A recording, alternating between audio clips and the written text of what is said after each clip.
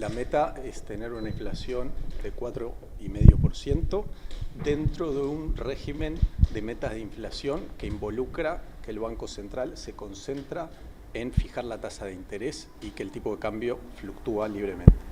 ¿Hoy en día es elevada para lo que debería ser en Uruguay? La inflación es considerablemente más baja de lo que ha sido la historia del Uruguay.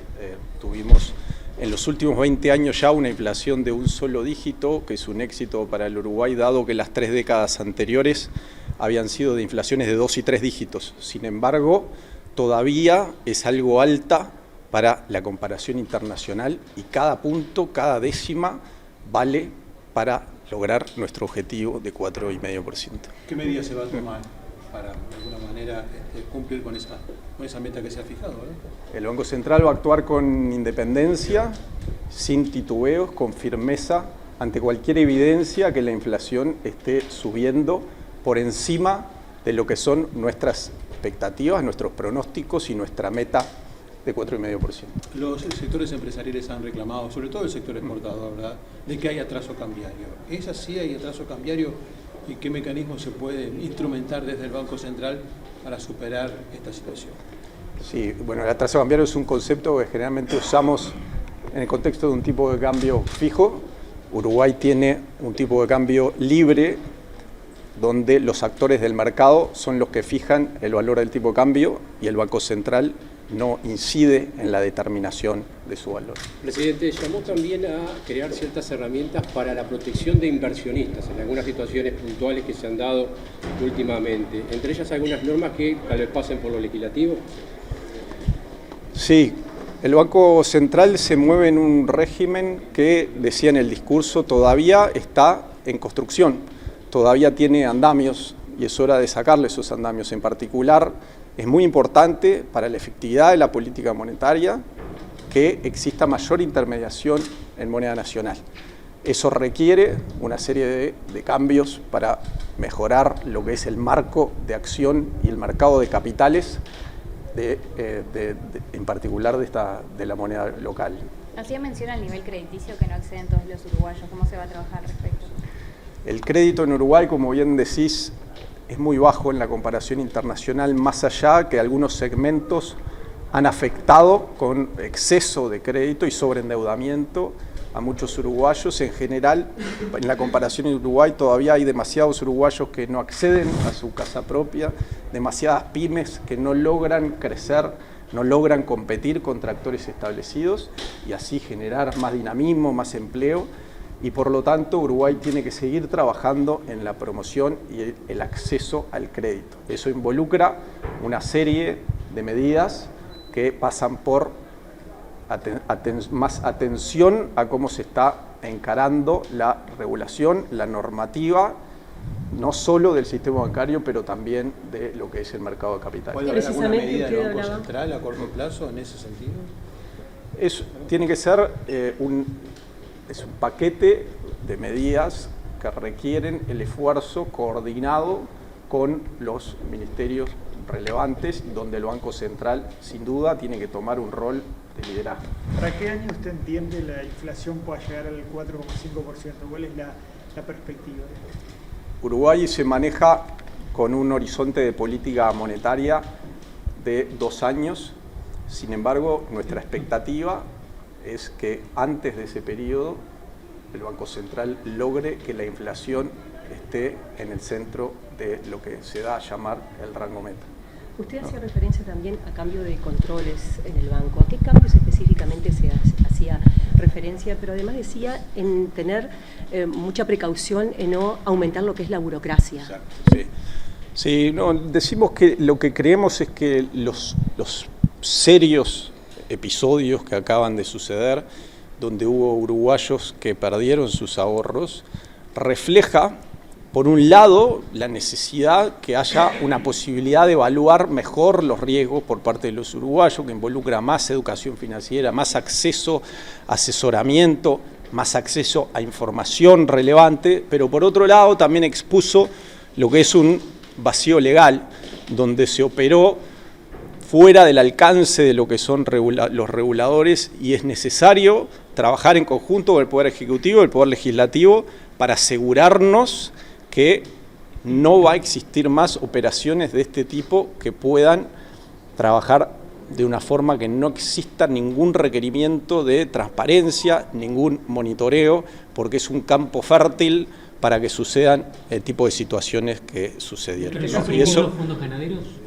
Eso yo lo llamaría inversiones en ganadería, no estaban registrados como fondos, que sí, los fondos de inversión son regulados. Entonces también nos tenemos que hacer esa pregunta, ¿no? Para traerlos al perímetro de lo que es la regulación del Banco Central. ¿Existen hoy los instrumentos por los cuales los emprendedores en áreas que son muy sensibles de la economía puedan captar fondos de una forma ágil, de una forma poco costosa, o todavía tenemos que hacer adecuaciones en ese marco normativo para lograr que estos canales útiles de financiamiento sigan existiendo y prosperen en un marco distinto, de más monitoreo y rendición de cuentas? ¿Y en ¿no? estos casos hubo omisiones del Banco Central o el Banco Central utilizó las herramientas que tenía?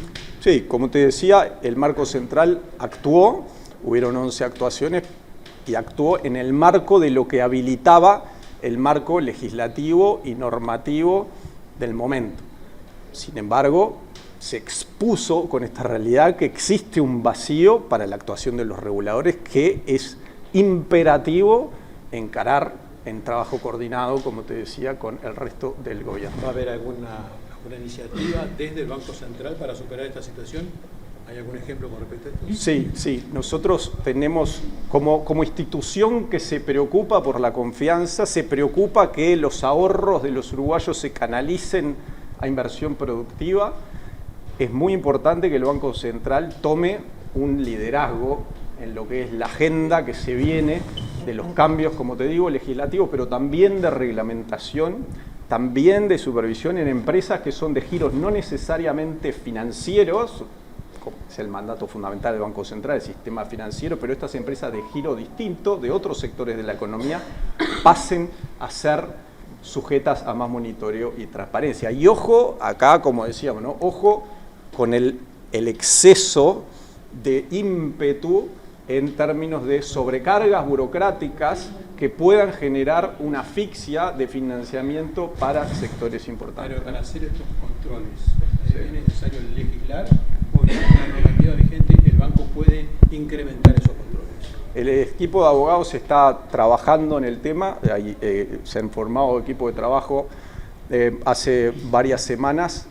Mi sensación preliminar es que los cambios legislativos son inevitables para lograr lo que necesitamos lograr. ¿Esto puede afectar la imagen de Uruguay, lo que pasó con Conexión Ganadera y otras empresas? Uruguay tiene una imagen muy sólida y seria a nivel internacional. Uruguay es el país de toda América Latina que paga menos en tasa de interés. El mercado le exige una menor prima de riesgo, reflejando aún comparado con países que tienen mejor calificación de riesgo, Uruguay paga menos interés, lo que refleja una confianza, una credibilidad del país en los mercados internacionales que no parece haber sido afectada por un problema que no deja de ser muy puntual y idiosincrático para lo que es el panorama, si se quiere, de la canalización de ahorros en este país. Respecto al tipo de cambio, ¿usted entonces ratifica la línea de la administración saliente en cuanto a no intervención en el mercado, digamos, libre flotación?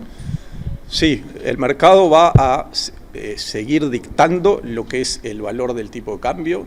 Te referís a la intervención, que ha sido una herramienta que se puede utilizar. El gobierno anterior la utilizó esporádicamente. Nosotros no nos amputamos la posibilidad de también, en circunstancias desordenadas de mercado, utilizar ese instrumento, pero la operativa del tipo de cambio en el día a día va a seguir como ha sido hasta ahora, de fluctuación libre. Y en cuanto a la tasa de interés, porque dijo que iba a ser una herramienta central.